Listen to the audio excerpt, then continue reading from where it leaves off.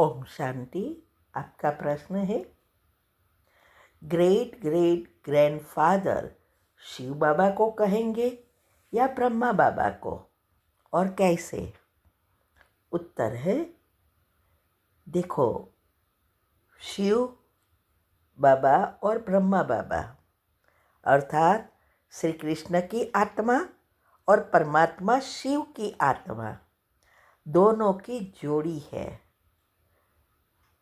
परमधाम में ये दोनों में बहुत शक्ति में अंतर नहीं है, पॉइंट ही कम है। लेकिन श्री कृष्ण की आत्मा इस सृष्टि पर जन्म मरण के चक्कर में आती है और शिव परमात्मा की आत्मा जन्म मरण के चक्कर में नहीं आती।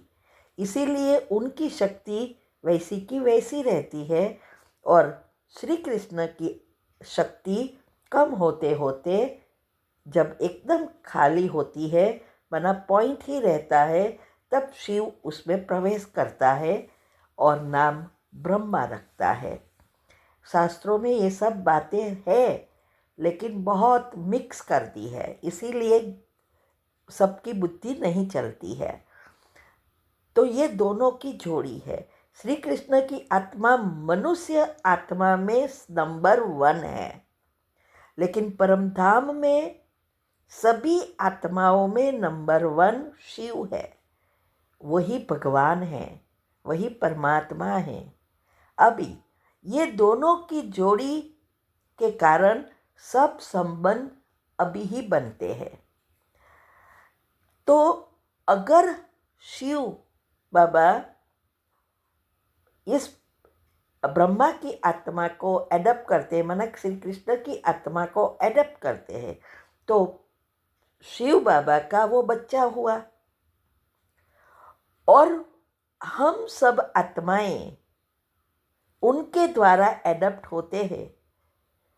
तो हम आत्माओं का, माना शरीर धारण जो भी करते हैं, उस आत्माओं का पिता ब्रह्मा हुआ। तो ब्रह्मा का बाप शिव ग्रेट ग्रैंडफादर हुए, है ना। अभी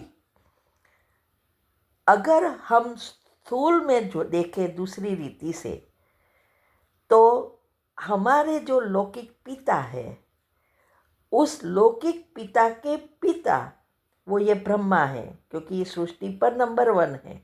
सभी मुख वंशावली ब्राह्मण बनते हैं, उसकी तो वंशावली है। तो उस रीति से देखें तो ब्रह्मा बाबा हमारा ग्रेट ग्रैंडफादर हुए। वैसे भी शिव परमधाम में सभी आत्माओं का पिता है, ब्रह्मांड में वो पिता है। तो श्री कृष्ण की आत्मा ब्रह्मा अर्थात ब्रह्म की माँ, माना उस परमधाम में उसकी युगल हुई तो माँ हुई। तो ऐसे सभी संबंध अभी भगवान से इस रीति से ये दोनों का होता है, ठीक है। तो शिव बाबा भी आत्मा के रूप में ग्रैंडफादर कहेंगे और ब्रह्मा को शरीरधारी के रूप में ग्रैंडफादर कहेंगे, ठीक है। ओम शांति।